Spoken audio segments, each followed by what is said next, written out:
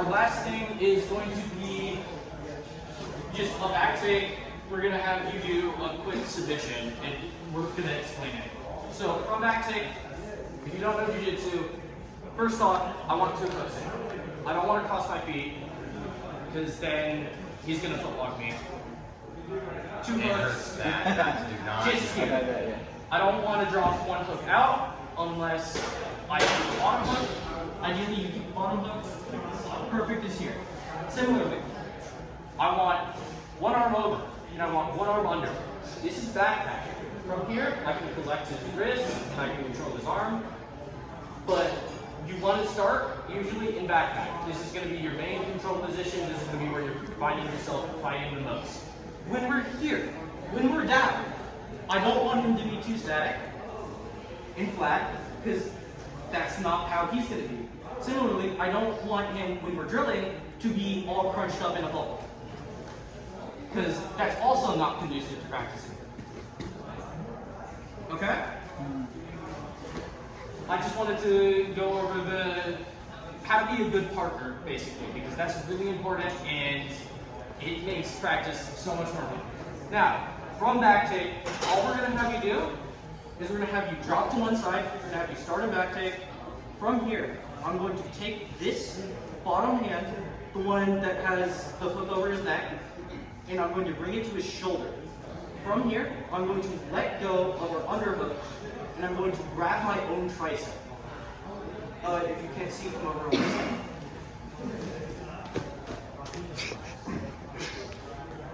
So, I'm going to grab my own tricep, and I'm going to feed the back of my hand into the back of his head, and I'm going to lightly squeeze.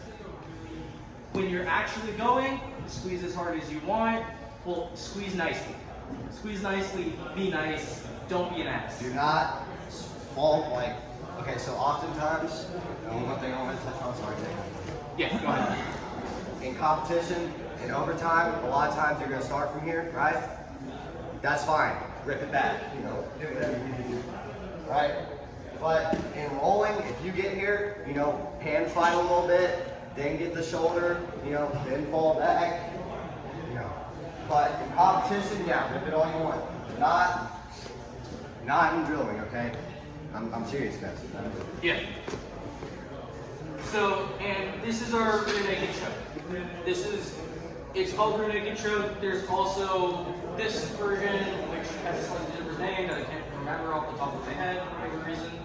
But the one we're having you practice is hand on your bicep, palm, back of the hand, into his head, squeeze. You're not dragging backwards. You're shrinking and you're taking away space. If I try to drag backwards, what's that gonna do other than give him a bit of a neck stretch? Yeah, and if your feet fall below his knees, that's it. He's popping out, right? So do not stretch back and let your feet come down, right? And then at that point, his knees become free, his hips become free, right? If my hips become free, I'm popping out, right? Because I'm just gonna scoot out, turn into him. He might have a Dars, but you know, we'll get into that. But yeah. So, any questions? Anything else? No. Would you guys like to see it one more time? Okay. We're starting here. Starting here, I'm going to put my two hooks in. I'm going to get backpack. For reference, the way that I'm gripping, monkey paw on my wrist. I'm not grabbing full. That's going to break my thumb. It has happened. I've seen it happen. It's not a pretty sight. So from here, I'm going to fall to the side, and then I'm going to bring his hand up to his shoulder.